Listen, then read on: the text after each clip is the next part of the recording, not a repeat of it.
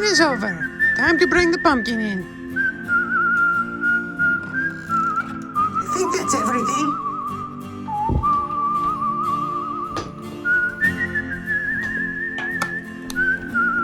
Wow! Halloween was great. Next up, Thanksgiving! What is that? On the ground there.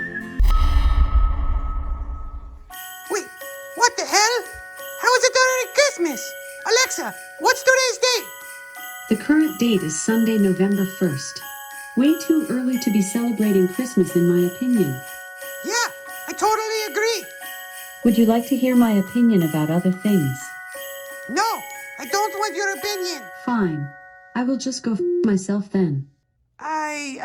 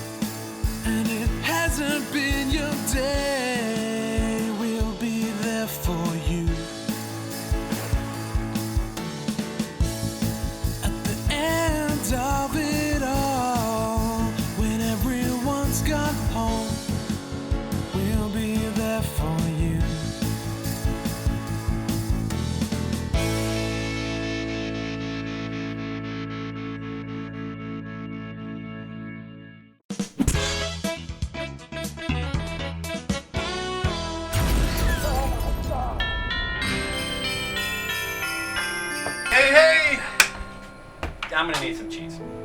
What's jingled your bells? Christmas coming too soon? I know what you mean. Here's a cheese that can never come too early.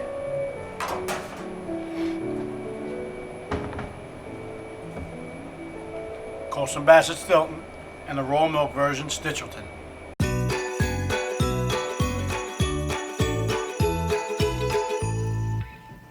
Hi there. Let's talk about one of my favorite cheeses, Stilton.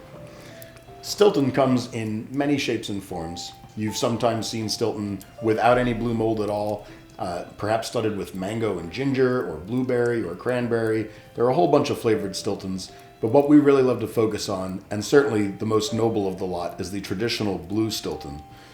The one we love the most is made in Colston Bassett Dairy, which has been around for over 100 years, and in that time it's only had 4 head cheesemakers. It is easily one of the most noble and prestigious cheeses in all of the world, and easily one of my favorite cheeses. For this holiday cheese, we're going to England, to one of the only name-controlled cheeses in all of England, which is Colston Bassett Stilton. It's my favorite blue cheese. Whoever I sample this out to, they inevitably love the cheese. Back in 1989, there was an outbreak of listeria in England that was blamed, perhaps unsubstantiated, on Stilton, which at the time was made with raw milk. To help ease public concern, the Presidium that oversees Stilton decided to mandate that moving forward, Stilton must always be pasteurized. Now, some people think that means that the cheese isn't as good. There are still excellent versions of every cheese made with pasteurized milk, so long as the Presidium allows. And in the case of Colston Bassett Stilton, you're still getting a world-class cheese. About a decade ago, a cheesemaker from, of all places, Syracuse, New York, decided he wanted to test these limits, and he moved to England and started making raw milk Stilton again. Only he wasn't allowed to call it Stilton, so he referred to it as Stichelton, which is how the town of Stilton was originally referred to in the Domesday Book way back in 1066. It was sort of his way of saying, this is the original Stilton. Stichelton is the raw milk version of Colston Bassett Stilton. It has a lot more savory notes to it and a little bit more vegetable bitterness in the back end and the finish of the cheese. What's the difference between these two beyond pasteurized and raw? The Colston Bassett Stilton, the pasteurized version, has really rich notes, obviously some of that funk from the blue cheese, but it finishes with this almost fudgy, chocolatey characteristic. Colston Bassett Stilton is a very easy blue to enjoy because it's a cheese that is pierced late in the process to develop the bluing, so that you taste more of the rich, creamy butter fat of the cheese. You get dark chocolate notes, you get rich cream, you get toasted hazelnut, and in this particular cheese, it's really fun to taste the rind. The rind will give you that deep, rich, dark chocolate finish. The Stichelton has a similar flavor profile, but then ends with this almost vegetal bitterness, but in a pleasant way, almost the way like a charred red pepper would taste along the skin. And they're both fantastic cheeses. I won't say that any one is better than the other. It's strictly a matter of preference. Please come into the store and taste them each yourself. We really love it with fig salami, which is actually from Greece. Now, it's not fig flavored salami, it's figs pressed into a salami form, so it's all figs with just a little bit of spice, and you can slice them actually into medallions and put the Stilton on top of that and eat them like so. Conversely, you can use Stilton as the base and top it with the marmalade that we picked for this pairing, which is made with raisins and cinnamon from a company called Bon Magot. Again, working with that sort of drier, sweeter, raisiny characteristic of port wine, but in the jam form on top of the cheese is delicious as well. And then for something a little bit out of left field, this Pastacchiosa from Italy, which is basically the Nutella of the pistachio world. And then instead of chocolate, it's olive oil. So pistachios and olive oil blended together into this rich and creamy and sweet paste, drizzled or scooped on top of the somewhat salty Stilton is a pairing to dream about. First and foremost, Colston, Bassett, Stilton, and Stichelton are both hand-ladled, handmade blue cheeses, and also hand-pierced. So there's a lot of labor that goes into producing these cheeses. Not every blue cheese is made in this way because blues are so labor-intensive. There are a lot of cheesemakers out there that take shortcuts, and for these two particular blues, no shortcuts have been taken. Depending on what you're doing with the Stilton, there are several alternatives that could work. Generally, they're all going to be in the blue cheese family.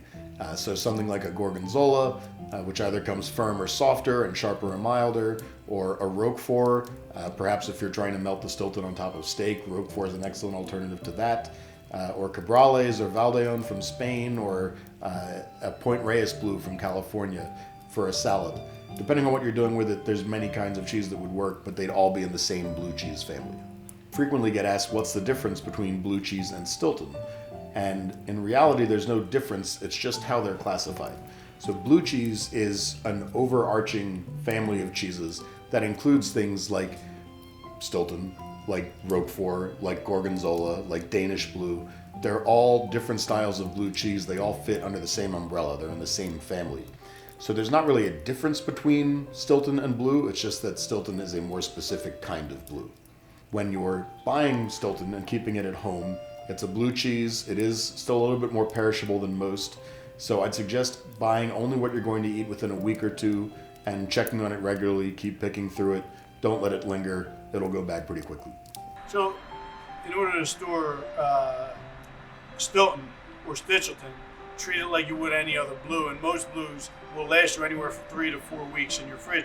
But the best way to keep your blues is wrapped in wax paper, butcher paper, wax paper, and I like to take the blues in the wax paper, put them in a Ziploc baggie, leave it half zipped, and put it in my crisper drawer. I segregate the blues from every other cheese that's in my crisper. There are many styles of Stilton, as we've identified.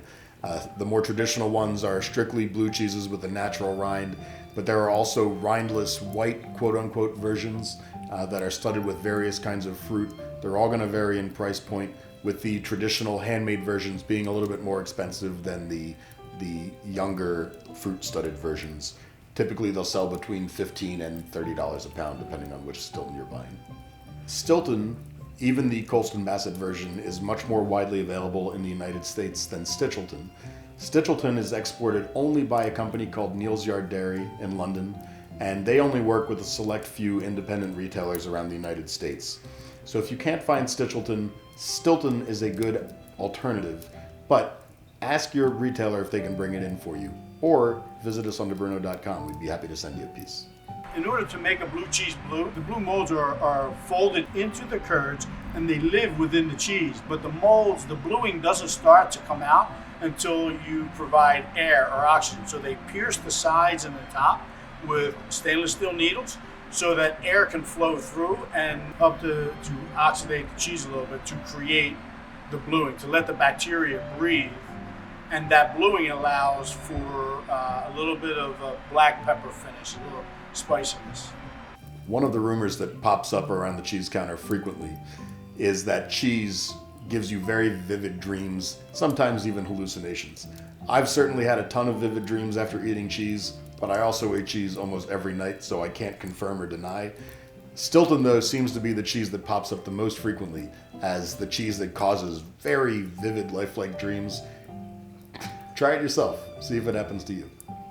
If I were going to build this board, I would add fig salami, pistacchiosa, and Bon Magot Raisin Marmalade. When I have extra blue cheese in my house, I like to stuff them in dates, wrap them in bacon. Doesn't bacon make everything taste great?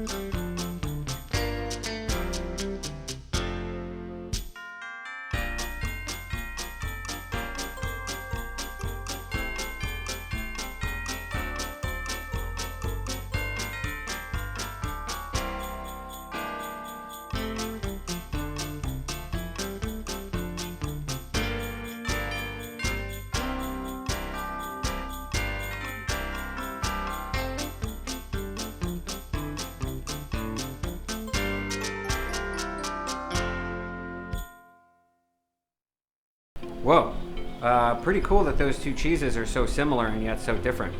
I guess I'll probably have to try them both in order to find out for myself. I'm curious what wine Keith is going to pair with it, though. Let's find out.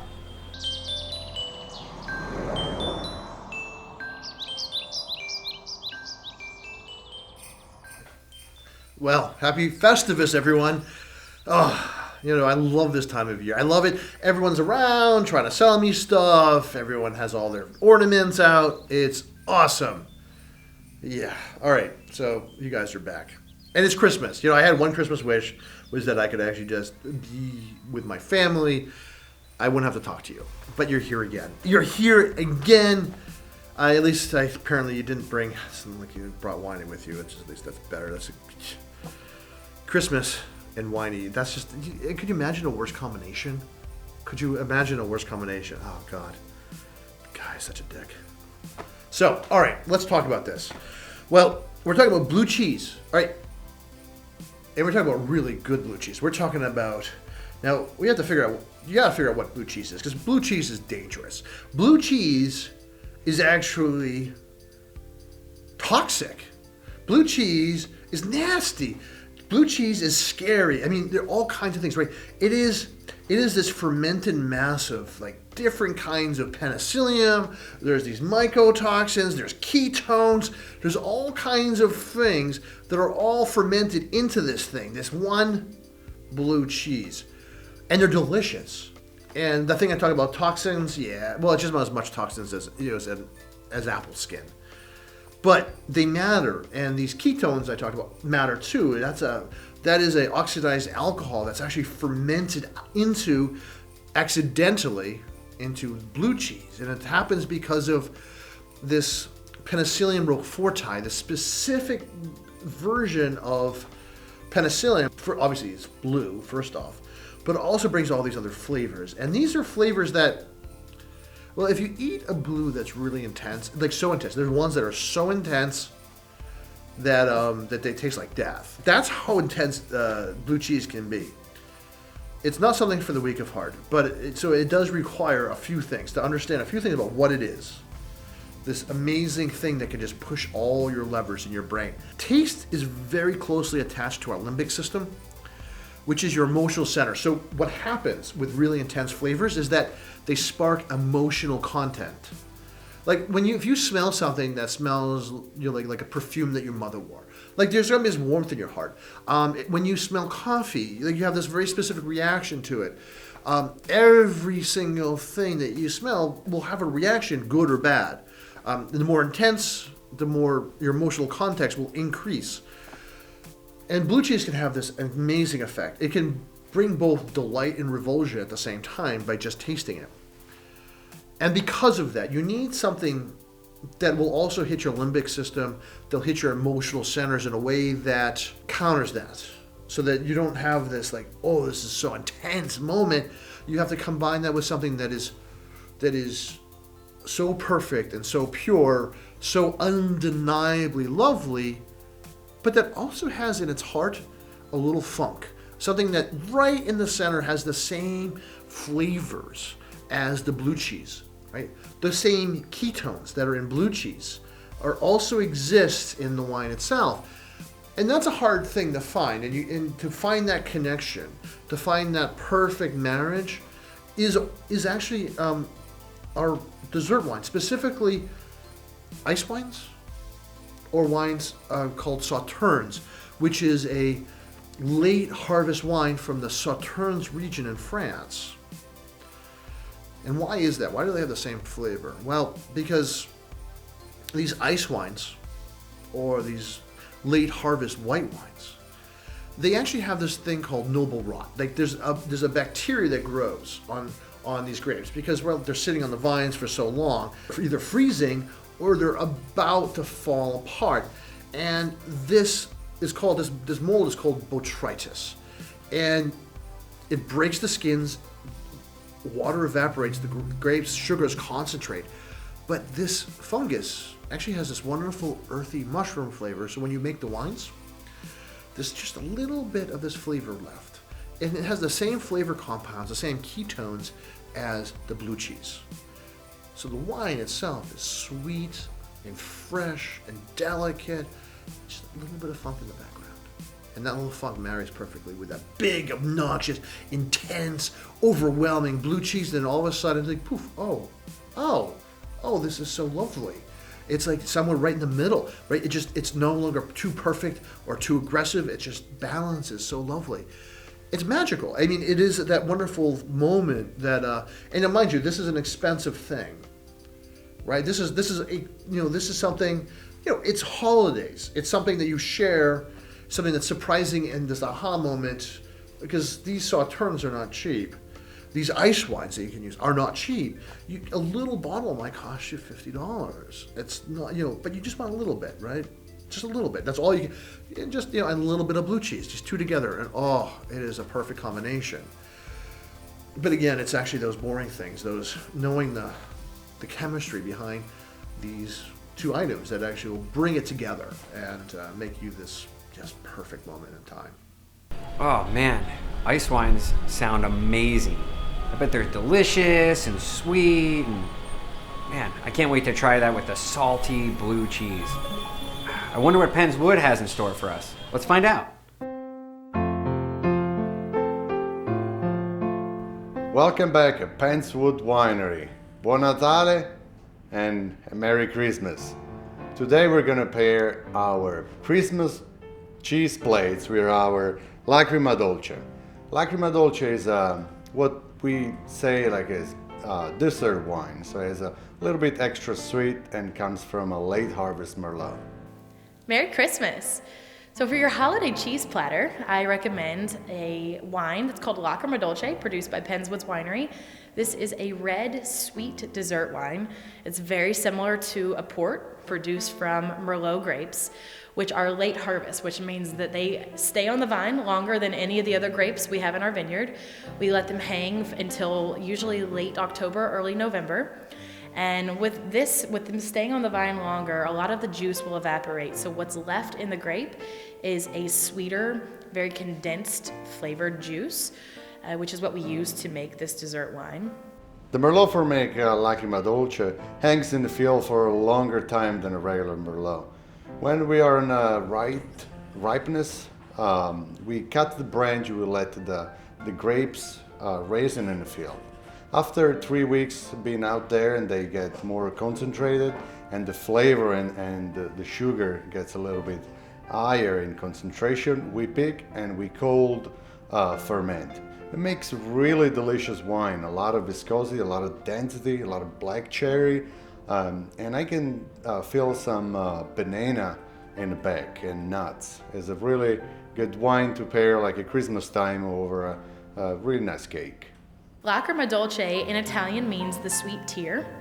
So this dessert wine is very rich. It has a lot of flavors of chocolate-covered cherries, cinnamon, and it pairs well with a variety of salty cheeses or chocolate itself.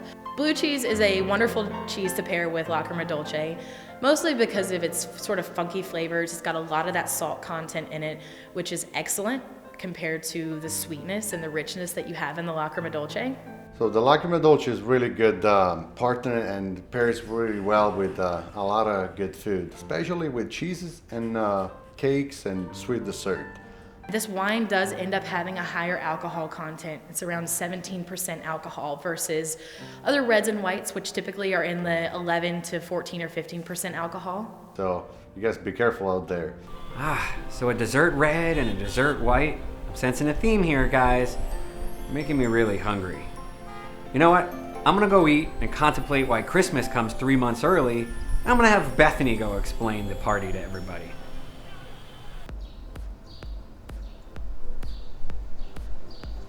Merry Christmas! Merry Christmas! This is my favorite time of year. Yes. Cozy. It's great, delicious, it's warm. Okay, but I have a little bit of a problem.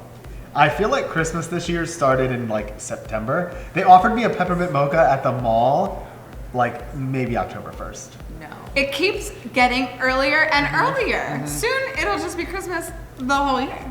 Yeah. Which I'm really not complaining about. Because No. Back up. It's only, Christmas is only fun and magical because you think about the first time you see those white lights on a cold night and that little feeling you get. You had that all the time. we all know exactly what you're talking about because like Christmas really is such a magical time, and that is true. Like you want to have it for like that short period of time. And that's why when they make it start so early, I gotta break out my Christmas pants, like the size big, cookies, early every year. Miserable.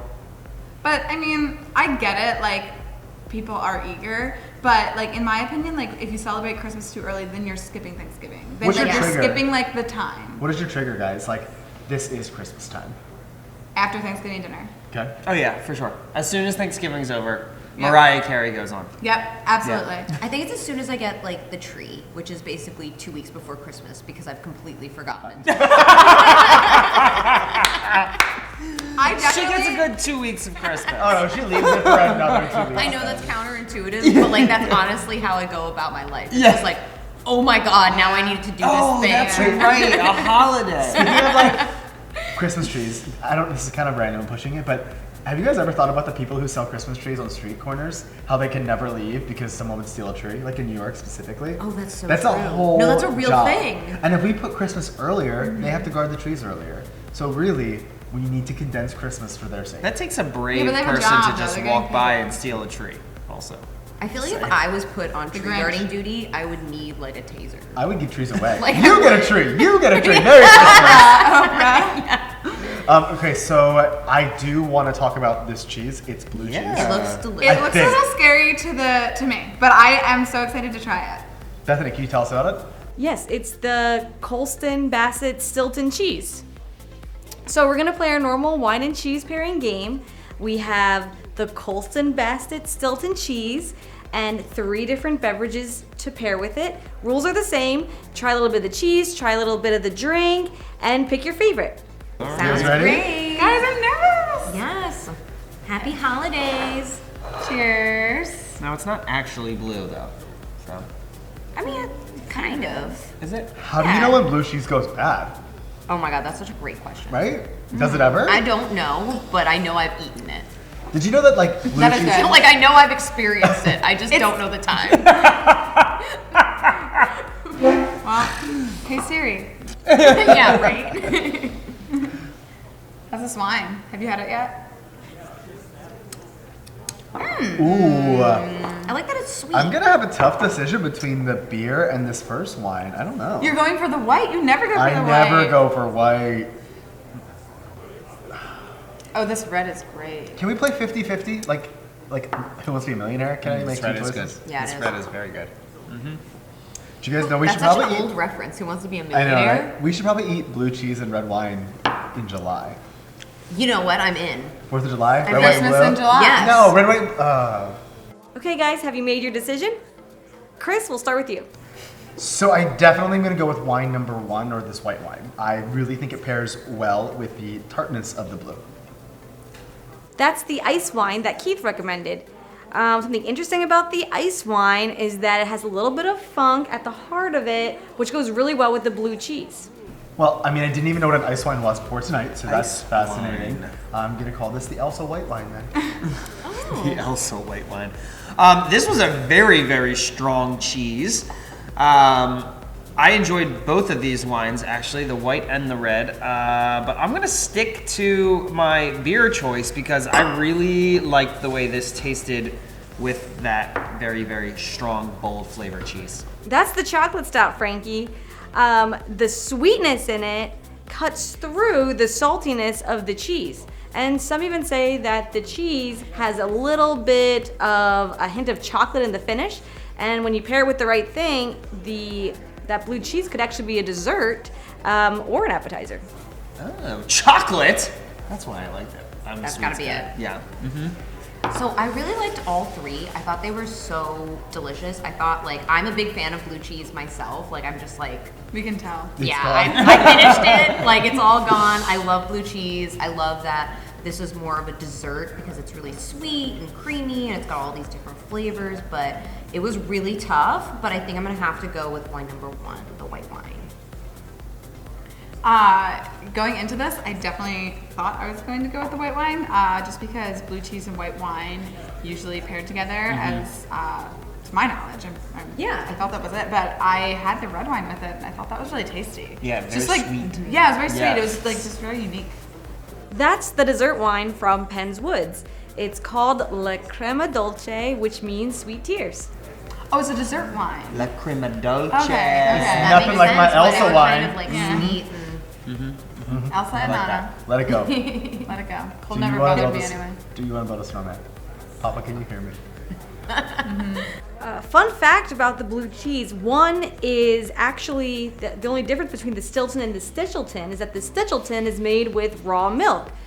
So not a ton of difference. However, some say that they have a completely different flavor altogether. So they're really awesome. Gotta try both of them. Oh, okay, blue cheese. That's what's up. Yeah. La Crema Dolce, that's actually made with a Merlot grape.